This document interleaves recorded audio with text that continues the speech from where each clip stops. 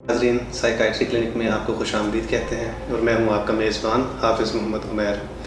नाज़रीन, आज स्टूडियोज़ में हमारे साथ जो एक्सपर्ट मौजूद हैं, असिस्टेंट प्रोफेसर साइकाइट्री जनाब डॉक्टर फरासत अली डोगर, हम इन्हें प्रोग्राम में खुशामदीद कहते हैं। नाज़रीन, जैसा कि आप जानते हैं कि दिमागी बीमारियां दिन ब दिन बढ़ती जा रही हैं और लोगों के मसले मसाइल, अज़दवाजी ज़िंदगी और इस तरह के बेशुमार मामलात हैं जिनकी वजह से वो परेशान हैं और किसी न किसी दिमागी बीमारी का शिकार है। तो आज हम इसी बारे में डॉक्टर साहब से बात करेंगे और इनसे पूछेंगे कि ये जो दिमागी मरीज़ होते हैं, आया कि इनका इलाज मुमकिन है, और ख़ुसूसन एक बीमारी जो हमारे हर घर में किसी एक फ़र्द को तो मेरे ख़्याल से वो ज़रूर होगी, जिसे हम कहते हैं गुस्सा। तो आज हम ख़ुसूसन डॉक्टर साहब से गुस्से के बारे में पूछेंगे कि जो लोग बहुत ज़्यादा गुस्सा करते हैं, छोटी छोटी बातों पे गुस्से में आ जाते हैं। और दूसरा एक बात जो मेरे बड़े सुनने में आई है कि ये लोग बड़े ख़तरनाक भी होते हैं।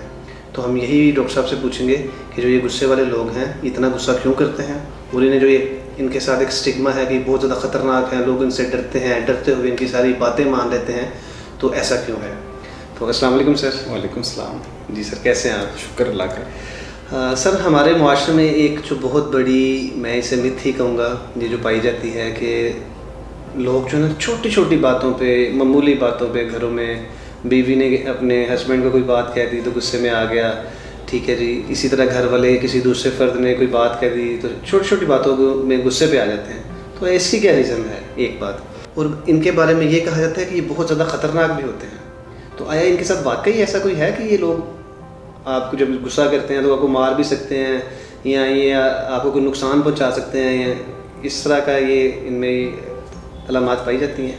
असल में ये दोनों सवाल एक दूसरे से काफ़ी मुख्तलिफ हैं। देखो, पहला है एक कि ये ऐसा क्यों है, ठीक है, कि इतना गुस्सा सोसाइटी में क्यों पाया जाता है, ठीक है, एक ये पहलू है। और उससे भी पहले मैं ये बात करना चाहूँगा कि जब आपने बीमारी का जिक्र किया कि जैसे एक बीमारी हमारी सोसाइटी में बड़ी है और वो गुस्सा है, तो इसकी मैं वजाहत कर दूं कि गुस्सा जो है ये बीमारी नहीं है। अच्छा। ये एक अलामत है, ये एक सिम्टम है, ये कंप्लेंट है। तो किसी भी अलामत को हम बीमारी नहीं कहते। सही। उसके पीछे वजूहात होती हैं, वो किसी भी वजह से हो सकता है। सही। और गुस्सा, देखें, गुस्सा तो इंसानी जज्बात में शामिल है, ठीक है। कौन दुनिया का कौन सा ऐसा बंदा है जिसे गुस्सा नहीं आता? बिल्कुल। कौन सा ऐसा बंदा है जो परेशान नहीं होता? बिल्कुल। तो सिर्फ इस बेस पे कह देना कि इसको गुस्सा आता है तो ये जहनी बीमारी है, ठीक है, ऐसी बात नहीं है। सही। ठीक है। शायद पहले भी हमने कभी इसके ऊपर बात की किसी वीडियो में कि जितनी भी जहनी बीमारियां होती हैं वो दरअसल क्या होता है कि वो इंसानी ज़िंदगी के जो इंसानी रवैयों के नॉर्मल बिहेवियर्स होते हैं उनकी एक्सट्रीम जब हो जाती है तो वो प्रॉब्लमेटिक हो जाती है, तो उसको हम बीमारी कह देते हैं। सही। मसलन गुस्सा सबको आता है, लेकिन हर गुस्से वाले को आप जहनी तौर पे बीमार नहीं कह सकते। सही। ठीक है। इसी तरह परेशान है, हर बंदा परेशान होता है, तो उसकी बेस पे हम उसे ये नहीं कह सकते कि ये डिप्रेस्ड है या इसको डिप्रेशन है, ऐसा नहीं है। इसका मुख्तलिफ एक क्राइटेरिया होता है, ठीक है। मसलन वो क्राइटेरिया क्या होता है कि जैसे उसमें 3 चीज़ें होती हैं। एक तो ये कि बहुत सारी सिम्टम्स का एक ग्रुप होता है। सही। यानी अगर गुस्सा है तो गुस्से के साथ और भी चीज़ें होंगी तो फिर हम कहेंगे कि जहनी बीमारी है। सही। सिर्फ गुस्से की बेस पे नहीं कह सकते। बिल्कुल ठीक हो गया। दूसरा ये होता है कि उसका दुरानिया। सही। कि अगर वो गुस्सा किसी आज ही आया है और फिर ख़त्म हो गया तो भी जहनी बीमारी नहीं है। लेकिन अगर वो गुस्सा सालों रहे और उसके साथ बाकी प्रॉब्लम्स भी रहें, ठीक है, वो एक लंबे अरसे के लिए मेंटेन रहे, तो फिर प्रॉब्लमेटिक है, फिर हम उसकी तरफ आएंगे। और तीसरा लेवल ये है कि वो जितनी भी तकलीफ़ है, जितनी भी कंप्लेंट्स हैं, सिम्टम्स हैं, उनकी स्वेरिटी इतनी ज़्यादा होनी चाहिए कि डे टू डे लाइफ उसकी वजह से डिस्टर्ब हो रही हो। अच्छा। सही। अगर day to day life disturb नहीं है, लाइफ रूटीन में चल रही है, तो भी जहनी बीमारी नहीं है। तो ये एक बेसिक सा क्राइटेरिया है कि हम कैसे, वगरना तो अगर हम जहनी बीमारियों के ऊपर बात करेंगे तो हर जब भी हम बात करेंगे हर बंदा कहेगा यार ये तो मेरे साथ भी होता है, ये तो उसके साथ भी होता है। तो हर किसी के ऊपर जहनी बीमारियों का लेबल लगाना ये तो मकसद नहीं है। जी बिल्कुल। ना ही ऐसा है। जी बिल्कुल। दूसरा सवाल आपका था, क्या था दूसरा सवाल आपका? दूसरा सर, इन लोगों के साथ जो है वो एक चीज़ बड़ी जुड़ी होती है जी, ये लोग बड़े ख़तरनाक होते हैं। और अक्सर लोग जो गुस्से वाला बंदा है उसकी बात सिर्फ इसलिए मान देते हैं कि ये आया हमें कोई नुकसान ना पहुंचा दे, तो क्या ऐसा भी है? उसमें मेरा ख्याल है कि सवाल जो है उसको अगर थोड़ा सा हम रिफ्रेश करके समझें तो ये जो मिथ है ये गुस्से वाले लोगों के साथ अटैच नहीं है। सही। ये मिथ जो है, ये मिसकंसेप्शन, ये जहनी मरीज़ों के साथ अटैच है। सही। कि जैसे जो जहनी मरीज़ होते हैं, जो पागल होते हैं, जो शिज़ोफ्रेनिया या जो शदीद इलनेसेस हैं, ठीक है, कि इस तरह की जो जहनी बीमारियों के लोग हैं वो ख़तरनाक होते हैं। बिल्कुल। ठीक है। सही। सिर्फ गुस्सा वो तो हर किसी को आता है, जैसे मैंने पहले बताया, उसमें लाजमी नहीं है कि वो ख़तरनाक हो। और ये जो मिथ वाला इसके साथ मैं जोड़ रहा हूँ कि ये लोग ख़तरनाक होते हैं, जहनी मरीज़, मैं समझता हूँ कि ये भी मिथ है, ये भी गलत है। सही। ठीक है। एक तो कुछ आज ये कि हम ये कहें कि जिसको गुस्सा आता है वो खतरनाक है, वो तो नहीं है, वो तो हमने पहले बात कर ली। बिल्कुल ऐसा। एक ये कि जो जहनी मरीज़ और वो भी जो शदीद बीमारियां जिसमें चीज़ें इंसान के अपने कंट्रोल में नहीं रहती, उसमें भी जो इनके साथ लेबल लगा दिया जाता है कि ये बड़े डेंजरस होते हैं, गुस्से वाले होते हैं, इनसे दूर दूर रहना वगैरह वगैरह, तो उसमें ये भी मिथ है, ऐसा नहीं है। ठीक है। अब इसके पीछे हकीकत क्या है? हकीकत ये है कि जितने भी जहनी मरीज़ हैं वो खुद वायलेंस का शिकार होते हैं। सही। यानी बजाय इसके कि दूसरों पे वायलेंस करें, तशद्दुद करें। सही। ठीक है। आपने अक्सर देखा होगा रोड्स के ऊपर लोग जा रहे हैं, आपस में बातें करते हुए जा रहे हैं, ठीक है जी, बच्चे उसके ऊपर आवाज़ें कस रहे हैं। गांव में, देहातों में तो अक्सर ऐसे रूटीन होता है, बच्चे उनको गालियाँ देते हैं तो फिर आगे से वो प्रोवोक होते हैं। बिल्कुल ऐसे। उनके ऊपर चीज़ें फेंकी जा रही हैं, उनको ये कहा जा रहा है, या कोई भी काम करने से पहले जो है कह दिया जाता है वो तेनों नहीं पता है, पागल है, इन्होंने ये क्या चीज़ क्यों पढ़ाई। बिल्कुल ऐसे। अब ये verbal abuse, physical abuse, emotional abuse इन जहनी मरीज़ों के साथ होता है। सही। सर एक और बड़ी अहम बात कि फॉर एग्जांपल अगर किसी बंदे में ये बीमारी हो गई, यानी वो बहुत ज़्यादा गुस्सा करता है, उनके जो घर वाले हैं जिनके साथ वो अटैच है, जिनके साथ वो सारा टाइम स्पेंड कर रहा है, तो फिर वो क्या करें, किस तरह जो है वो इस शख्स के साथ एक अच्छा टाइम गुजार सकें, उसको एक नॉर्मलाइज ज़िंदगी की तरफ लेके आ सकें? इस सवाल को भी मैं दो हिस्सों में तकसीम करूंगा। एक वो जो आप पहले कह रहे हैं कि एक जनरल पब्लिक में सबको गुस्सा आता है, जी बिल्कुल, तो उस कॉन्टेक्स्ट में उसको कैसे ट्रीट करना चाहिए।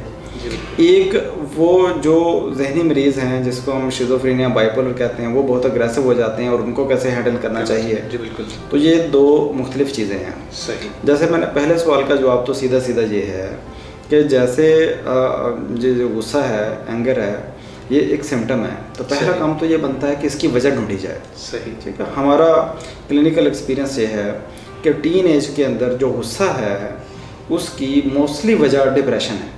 सही। अब देखिए, डिप्रेशन एक ऐसी बीमारी है जिसमें उदासी होती है, कुछ अच्छा नहीं लगता, बोरियत होती है, उसी के अंदर मूड चेंजेस, इरिटेबिलिटी और एग्रेशन भी होती है। सही। ठीक है। और समटाइम्स उसको बहुत, और समटाइम्स तो इतनी एग्रेशन होती है, चीज़ें भी तोड़ते हैं, वो भी करते हैं, लेकिन इसके बावजूद भी अगर टीन एज में गुस्सा आता है तो मैं अपने क्लिनिकल एक्सपीरियंस की बेस पे कहूँगा कि टीन एज में anger is underlying cause is depression until proved otherwise. सही। यानी पहली काज अगर कोई मुझे कहे कि लड़का है 17 साल का, बहुत गुस्सा करता है, मैं पहले जो चीज़ उसके अंदर ढूंढूंगा वो डिप्रेशन ढूंढूंगा, बाकी चीज़ें बाद में। सही। ठीक है। ये तो एक पहलू है। सही। दूसरा पहलू ये होता है कि समटाइम्स घर वालों की तरफ से प्रोवोकेशन बहुत हो रही होती है, इरिटेबिलिटी, उसको एंगर को बढ़ाने के लिए। ठीक है। अब वो जो प्रोवोकेशन होती है, मतलब अगर बच्चा गुस्सा करता है तो हर बंदा इसे समझा रहा है, हर बंदा समझा रहा है, हर बंदा समझा रहा है, तो ये भी एक तरह की जो है ना प्रोवोकेशन आ जाती है।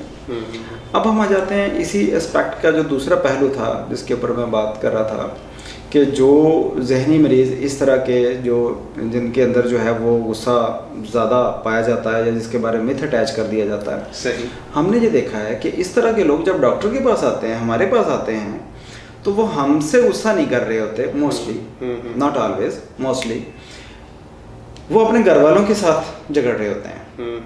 ठीक है। हमने क्लिनिकली देखा, नहीं, ये भी एक वजह मुझे कि मसलन वो कोई बात कर रहा है, सही हो गया, साथ ही फैमिली वाले ने टोक दिया, नहीं ये बात ऐसे नहीं ऐसे है, तो उसके साथ लड़ना शुरू हो जाएगा और अपनी तरफ से हमें ठीक बात बताने की कोशिश करेगा। इसका मतलब ये है कि वो फैमिली की बार बार हिंड्रेंस, बार बार टोका टोकी उस मरीज को ज़्यादा प्रोवोक कर देती है, यानी ट्रिगर कर देती है। सही। तो इस तरह के लिए हम फैमिली को जो सबसे बड़ी एडवाइस देते हैं वो ये देते हैं कि आपने जो है आगे से बहस नहीं करनी, सही आपने आगे से बोलना नहीं है, आपने खामोशी से सुन लेना है। सुन लेना, बिल्कुल ठीक हो गया। अच्छा सर, आप माशाल्लाह आपकी शब रोज़ जो है वो जो कोई भी मेंटल इलनेस में है बंदा उनके साथ गुजरती है, तो कभी आपके साथ ऐसा हुआ कि कोई ज़हनी मरीज़ जो आपके पास चेकअप के लिए आया हो और वो शदीद गुस्से में हो और आपने उससे कोई चीज़ पूछी हो और वो शदीद गुस्से में आके ही उसने आपके ऊपर अटैक करने की कोशिश की हो? क्योंकि इनसे शादी बड़ा होता है ना कि खतरनाक भी होते हैं और जो गुस्सा करता है ये छोटी छोटी बात में गुस्सा कर लेते हैं और इन्हें अच्छी नहीं लगती, तो कभी ऐसा हुआ कि किसी ने आपके साथ कोई मिसबिहेवियर करने की कोशिश की हो? सवाल का जवाब देने से पहले दो चीज़ें हैं। एक तो कहा कि आपने शब रोज़ गुजरते हैं, तो शब कम गुजरती हैं, रोज़ ज़्यादा गुजरते हैं। अच्छा, ठीक है। दूसरी बात ये कि जो साइकेट्रिक कंसल्टेशन रूम होता है उसकी जो डायनामिक्स हैं, जो गाइडलाइंस हैं, तो उसके अंदर एक ये भी शामिल है कि आपका बैकडोर भी होना चाहिए। सही। यानी अगर इस तरह का कोई मरीज़ आता है और वो अग्रेसिव बिहेवियर आपके साथ शो करता है, सही, ठीक है, तो उसमें आप पीछे से एस्केप कर सकें। बिल्कुल क्लोज्ड एंड प्लेस नहीं होनी चाहिए। इस तरह की छोटी छोटी जो चीज़ें होती हैं, जैसे जो पेपर स्पोर्ट के लिए ऊपर वेट पड़ा होता है, पेपर वेट, वो नहीं होना चाहिए। मतलब उसके अंदर ये गाइडलाइन में शामिल है। सही। लेकिन हमारे क्लिनिकल एक्सपीरियंस में जितने भी मरीज़, मैंने आज तो मुझे 10 साल से ज़्यादा अरसा इस फील्ड के साथ हो गया है जी, मरीज़ आते हैं, गुस्सा भी करते हैं, अब्यूसिव भी होते हैं, लेकिन डॉक्टर के साथ नहीं होते। मैंने अपने क्लिनिकल एक्सपीरियंस में आज तक इस हवाले से नहीं देखा कि साइकेट्रिक इलनेस में जैसे शिज़ोफ्रेनिया भी, इवन बाइपोलर भी, जब बंदा डॉक्टर के पास आ गया तो उसने बराह रास्त डॉक्टर को गालियाँ दी हैं, बराह रास्त उसको कि कहा हो। मेरे क्लिनिकल एक्सपीरियंस में ऐसा नहीं है। सही सही, ठीक है। किसी के साथ हुआ है, हमने वाक़यात ज़रूर सुने हुए हैं ऐसे है, लेकिन ऐसा पर्सनली हमारे साथ नहीं हुआ। बल्कि जब वो फैमिली उसे बेशक अगर फॉर एग्जांपल ज़बरदस्ती भी ले आई है तो उसकी कोशिश होती है कि डॉक्टर से ठीक बात करे ताकि वो अपने आप को ये साबित कर सके कि मैं बीमार नहीं हूँ, मैं ठीक हूँ। जी बिल्कुल ठीक है। सर, अक्सर आपने भी देखा होगा और मेरे साथ भी काफ़ी दफ़ा ऐसा इत्तेफाक होता है कि सड़कों के किनारों पर अक्सर लोग जा रहे होते हैं और ख़ुद से ही बातें कर रहे होते हैं। अगर कोई बंदा उन्हें जाते कोई आवाज़ कस दे या कोई छेड़ दे तो उस पर शाउटिंग करते हैं, उसे गालियाँ देते हैं। तो आया क्या इस तरह के लोगों को भी इलाज किया जा सकता है जो बीमारी की शदीद हद पे पहुँचे हुए हैं, घर से लाताल्लुक़ हैं और यानी अकेले ज़िंदगी बसर कर रहे हैं, उनका कोई नहीं है?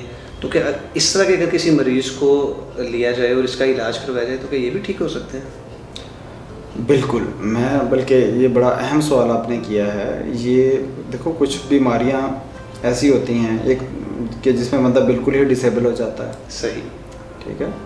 लेकिन ये बीमारियां ऐसी हैं कि जो काबिल इलाज हैं। अब वो बंदा कोई प्रोडक्टिविटी नहीं दे रहा, ठीक है, वो बल्कि दूसरों के ऊपर बोझ है। घर वालों के लिए बोझ था तो बाहर जा रहा है, बाहर गली में जहाँ से गुजर रहा है, जहाँ वो रहता है, जहाँ खाता है, तो वो लोग उसे खाना तो दे देते हैं लेकिन शेल्टर देने के लिए कोई तैयार नहीं आता। ऐसे में अपनी जान का खतरा है कि भाई ये हमें जान का खतरा है, जब बाकी वो अब्यूज़ करेगा, गालियाँ निकालेगा, जैसे अपने आप से बातें करेगा, सेल्फ केयर उसकी नहीं होगी, ठीक है, तो उस वजह से ये फिर वो बुली होते हैं, ठीक है, ये खुद अब्यूज़ होते हैं ये लोग इनके ऊपर आवाज़ें कसते हैं, जैसे मैंने पहले अर्ज़ किया था। लेकिन इतनी शदीद बीमारी होने के बावजूद भी काबिल इलाज है, मैं ये समझता हूँ। ठीक है, सही। और इलाज के साथ वो प्रॉपर ट्रीट हो सकते हैं और उसकी बीमारी ख़त्म हो सकती है। वो बाकी लोगों की तरह उतना ही यूज़फुल हो सकते हैं जैसे आम लोग हैं। जी बिल्कुल, ठीक है। बेसिकली तो हमारे मुआशरे में सर ये पाया जाता है ना कि जो कोई भी दिमागी बीमारी किसी किस्म की भी चाहे छोटी सी है तो उसे बस ये कहते हैं पागल हो गया, इस पे कोई इलाज की तरफ ना किसी को पता है और ना ही कोई इसको लेके जाता है। तो उसको उसके हाल पे छोड़ दिया जाता है कि यार बस अब ये इसको ज़हनी बीमारी है, अब इसको इसके हाल पे छोड़ दो। और वो आगे ही जिस तरह आप बता रहे हैं बार बार कि वो लोगों के साथ वो उस ज़ाती तौर पे उस पर बड़ा अब्यूज़ हुआ है, तो मज़ीद जब उसको छोड़ देंगे तो फिर वो इसकी और मुश्किलात उसकी बढ़ेंगी। ये बल्कि आपने एक और अहम पॉइंट बीच में उठा लिया कि एक तो है कुछ इस कैटेगरी की बीमारियां, जैसे हम तो कह देते हैं सारी अच्छा साइकेट्रिक इलनेस अच्छा पागल है, ऐसा नहीं है। पागलपन तो एक बीमारी है। सही सही। बाकी जो सैकड़ों बीमारियां और हैं वो एंग्जाइटी है, डिप्रेशन है, ओसीडी है, बाकी चीज़ें हैं। तो वो कुछ ऐसे लेवल की बीमारियां हैं जो जिनकी प्रेवलेंस भी ज़्यादा है, ज़्यादा मौजूद हैं और उनका इलाज भी ज़रा इजी है। इजी है, सही। दवाई के बगैर भी इलाज हो जाता है, मोटिवेशन से, साइकोथेरेपी से भी इलाज हो जाता है, बाज़ का दवाई भी रिक्वायर्ड होती है। वो बीमारियों का बड़ा ग्रुप तो एक तरफ, इवन जो ये शदीद लेवल की बीमारियां जिसे समझा जाता है, जो ज़्यादा सीवियरिटी की बीमारियां समझा जाता है, मैं ये कह रहा हूँ कि ये भी काबिल इलाज हैं। अच्छा, सही। इनका भी इलाज मौजूद है, इनको भी ट्रीट होना चाहिए। बिल्कुल। हमारे यहाँ चूँकि अनफॉर्चुनेटली ऐसा कोई घर वालों ने छोड़ दिया, अब कौन उसकी रिस्पॉन्सिबिलिटी ले, कौन उसकी हेडेक ले, कौन उसे कहाँ लेके आए, कुछ अवेयरनेस नहीं है, कुछ पता नहीं है, कुछ जिस हर एरिया पर जो साइकेट्रिक फैसिलिटी हैं वो भी अवेलेबल नहीं है। अगर कहीं अवेयरनेस भी है तो वो उसे लेके कहाँ जाएँ, करीब कोई साइकेट्रिस्ट अवेलेबल नहीं है। तो उसकी वजह से वो ऐसे ही इग्नोर्ड, लातल्लुक उसमें वो पड़े हुए हैं। और मेरे ख्याल से तो सर ज़्यादातर लोगों को साइकाइट्रिस्ट के मतलब का ही नहीं पता। दूसरा जो है पेट दर्द का डॉक्टर है या जो जनरल फिजिशियन है, इसके पास रह जाते हैं। साइकाइट्रिस्ट के पास लोग जाने से ही डरते हैं ना कि यार बस इसके पास चले गए तो हमारे साथ ही क्या हो जाएगा। हालांकि WHO की रिपोर्ट के मुताबिक, जैसा कि आपने मुझे बताया था, कि हर 5 में से 1 बंदा जो है वो किसी न किसी जहनी बीमारी का शिकार है। सर एक और बड़ा अहम क्वेश्चन कि जिस तरह हम गुस्से पे बात कर रहे हैं, फॉर एग्जांपल कोई बंदा है, उसे बहुत ज़्यादा गुस्सा आ रहा है, तो आया हमारे पास कोई ऐसी चीज़ या कोई ऐसी टेक्निक है कि जिस बंदा बहुत ज़्यादा गुस्सा कर रहा है, हम उसके गुस्से को कम कर सकें? हाँ, ये तो बड़ा एक अहम टॉपिक है। इसके ऊपर तो बल्कि हमारी साइकोलॉजिस्ट की वीडियो भी आएगी, इसमें पूरा प्रोग्राम होना चाहिए इसके ऊपर पूरा। सही। लेकिन यहाँ पर ब्रीफली मैं आपको बता देता हूँ कुछ चीज़ें। इसमें कुछ चीज़ें तो हमारे दीन में भी हैं। सही। कि गुस्सा आ रहा हो तो पानी पी लें, ठीक है, आप जगह छोड़ दें, जगह तब्दील कर लें। जी बिल्कुल। ठीक है। एक होता है गुस्सा आना। सही। ठीक है, ये एक एस्पेक्ट है, किसी को कम आता है, किसी को ज़्यादा आता है। बिल्कुल ऐसा। इसका दूसरा पहलू होता है गुस्से का इजहार। जी बिल्कुल। समटाइम्स गुस्सा आना बुरा नहीं होता, सही, गुस्से का इजहार बुरा होता है। उसमें कभी हम बात करते हैं, अच्छा जी किस बात पे गुस्सा आता है, नहीं मुझे हमेशा गलत बात पे आता है गुस्सा तो आएगा ही गलत बात पे। छोटी गलत होगी या बड़ी गलत होगी या जो उसके जहन में गलत होगी गुस्सा आएगा। हो सकता है दूसरे के जहन में वो गलत ना हो। जी बिल्कुल। या दूसरे के जहन में वो ये हो कि वो उतनी गलत ना हो जिसके ऊपर इतना गुस्सा आ गया। जी बिल्कुल। ठीक है, तो ये एक है गुस्सा आना, और दूसरा है गुस्से का इजहार करना, एक्सप्रेशन करना।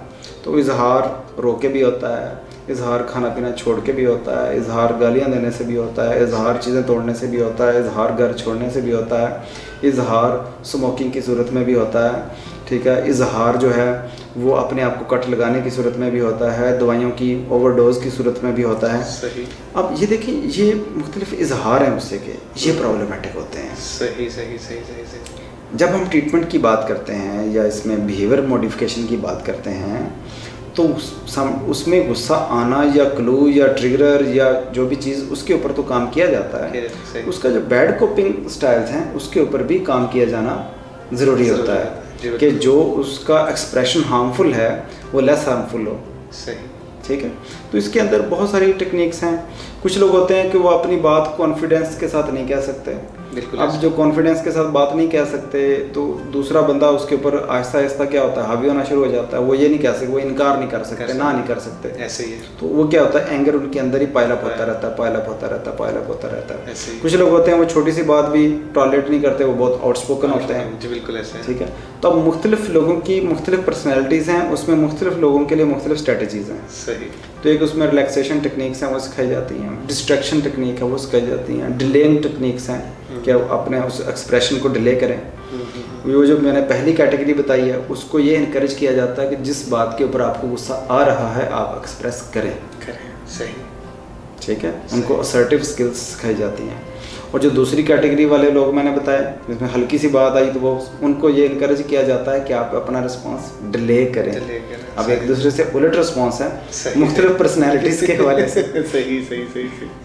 सर ये अक्सर आपने भी सुना होगा और हम भी अक्सर ये फेसबुक पे पोस्ट आई होती हैं कि जो लोग गुस्सा करते हैं दिल के बड़े साफ होते हैं। सर क्या कोई ऐसा भी होता है कि जो लोग गुस्से वाले होते हैं दिल इनका बिल्कुल साफ होता है, कि आप इसका कोई आपस में है लिंक?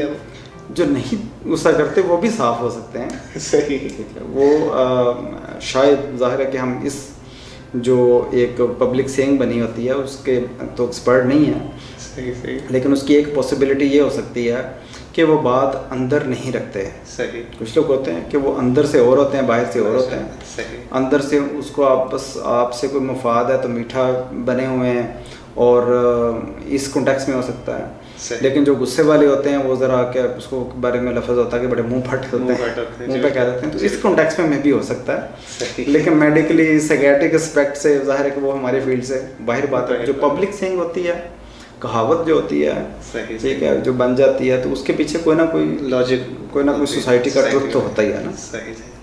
सर अब एक मेरा पर्सनल क्वेश्चन, सर हमारे एक रिलेटिव ही हैं, अक्सर उनके साथ ऐसे होता है कि वो घर से ऑफिस जा रहे हैं और एक ही जगह पे उनका 3 दफ़ा एक्सीडेंट हुआ, सेम प्लेस सेम जगह, यानी घर से निकले हैं ऑफिस के लिए, ऑफिस में रास्ते में वो जगह आती है, जैसे ही उस जगह पे पहुंचते हैं तो उनका तीसरी दफ़ा एक्सीडेंट हुआ है और वो अपने घर में इस वक्त है।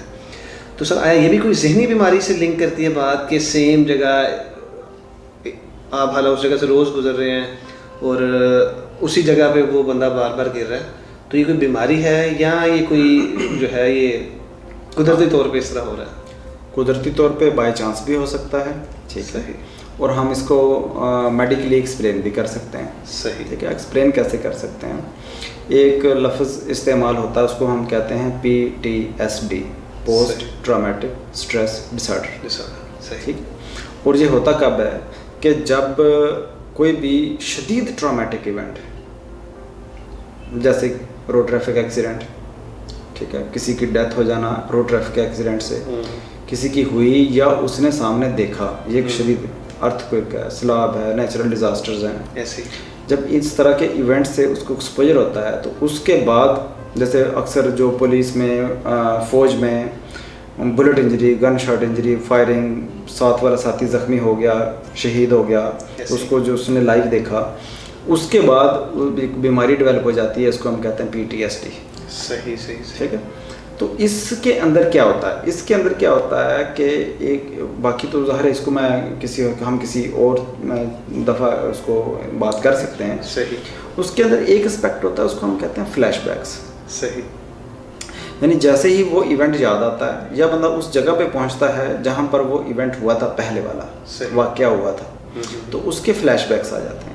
सही। फ्लैशबैक्स क्या होते हैं? फ्लैशबैक्स इतने होते हैं कि वो उसको ऐसे लगता है कि जैसे वो इवेंट दोबारा हो रहा है, उसके जहन में वो सीन दोबारा रिपीट होता है, यानी उसकी मेमोरी रिकॉल हो जाती है। मेमोरी रिकॉल, और वो मेमोरी इतनी क्रिस्टल क्लियर रिकॉल होती है कि वो सराउंडिंग से डिटैच हो जाता है। सही। यानी सराउंडिंग की जो अवेयरनेस है वो रिलेटिवली उस वक्त कंप्रोमाइज़ हो जाती है, कम हो जाती है। सही। अब आप खुद लॉजिक समझ गए कि जब वो मे बी उस जगह पे जाता है, उसको कोई फ्लैशबैक उसके ट्रिगर होते हों, तो उसमें सराउंडिंग की अवेयरनेस कम होने की वजह से ज़ाहिर है कि वो रोड पे है तो उसमें प्रॉब्लम होगा दोबारा।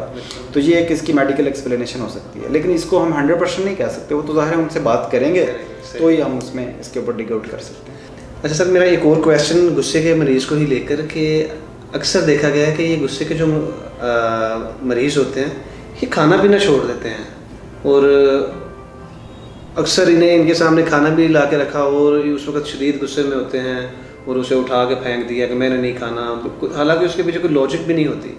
तो सर ये ऐसे ये क्यों करते हैं कि ये कोई इसको गुस्से की बीमारी ही कहेंगी या इसके पीछे कोई और बीमारी जो है वो होती है? देखिए, आपके पिछले सवाल के जवाब में मैंने कोई 7-8 चीज़ें गुस्से के रिस्पॉन्स में गिनवा दी। सही। कि ऐसे भी हो सकता है, ऐसे भी हो सकता है, ऐसे भी हो सकता है। ये बैड कॉपिंग स्टाइल्स होते हैं। सही।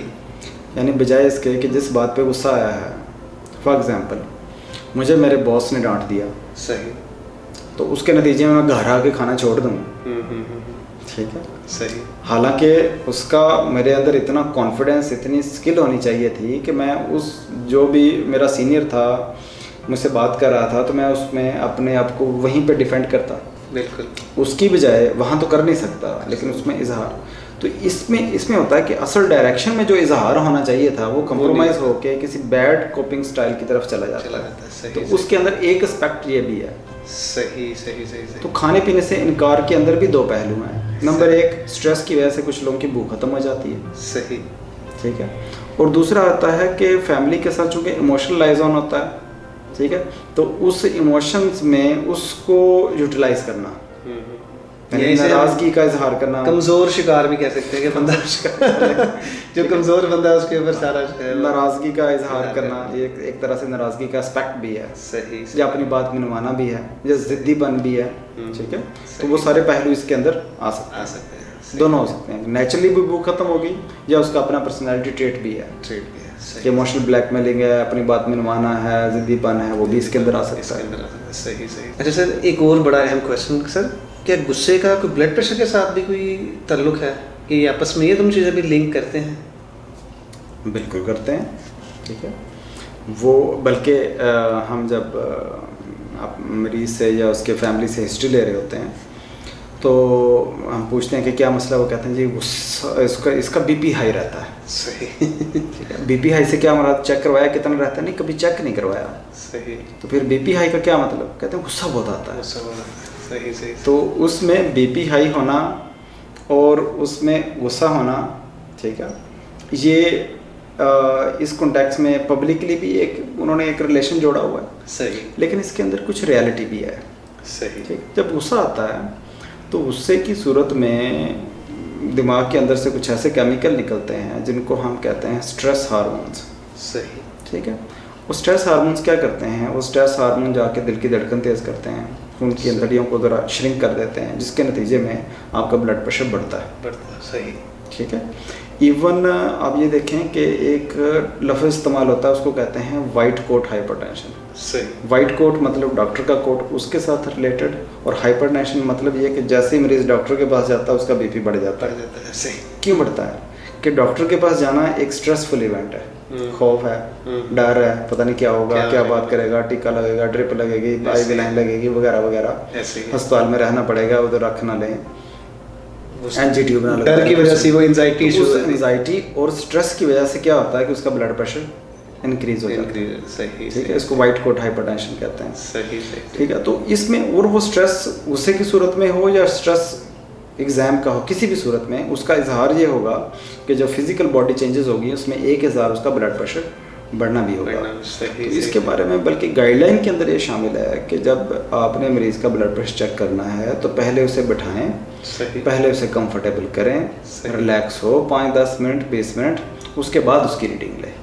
तो उसके बाद खुद ब खुद, यानी जो फर्स्ट रीडिंग जाते सारी आते, जैसे वो एंटर हुआ कमरे में, उसी वक्त जो ब्लड प्रेशर चेक करना है वो हो सकता है ट्रू रीडिंग ना, बिल्कुल ऐसे, वो आर्जी तौर पे रीडिंग बढ़ी हुई हो, चल के आया हो, एज ए जिस्म का जो कैसे होते हैं ना कि जो जिस्म के बैलेंस को मेंटेन रखता है, ठीक है, हर चीज़ को मेंटेन रखता है, जो सिस्टम होता है वो उस स्ट्रेस वाली फेज में ब्लड प्रेशर रिलेटिवली बढ़ा देता है, क्योंकि उस वक्त जिस्म को ज़रूरत होती है। सही सही सही। ठीक है, वो ट्रू ब्लड प्रेशर नहीं होता। सही होता, सही बिल्कुल। उस वक्त वो चल के आया है या उस वक्त उसके अंदर क्या चल रहा है, वो किसी परेशानी में तो नहीं है, ठीक है, वो किसी मसले मसाइल में से तो नहीं गुजर के आया, तो इस वजह से भी। जी डॉक्टर साहब, आपका बहुत शुक्रिया कि आपने अपने कीमती टाइम में से हमारे लिए टाइम निकाला।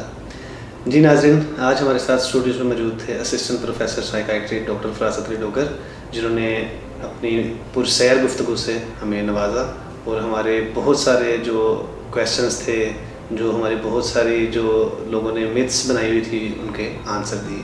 उम्मीद करते हैं नाज़रीन आपको आज का भी हमारा प्रोग्राम बहुत पसंद आया होगा। अगर आपको हमारा प्रोग्राम पसंद आया हो तो साइकाइट्री क्लिनिक को लाइक करें, शेयर करें और सब्सक्राइब करना मत भूलिएगा। अगले प्रोग्राम तक के लिए अपने मेज़बान हाफिज़ मोहम्मद उमैर को इजाज़त दीजिएगा। अल्लाह हाफिज़।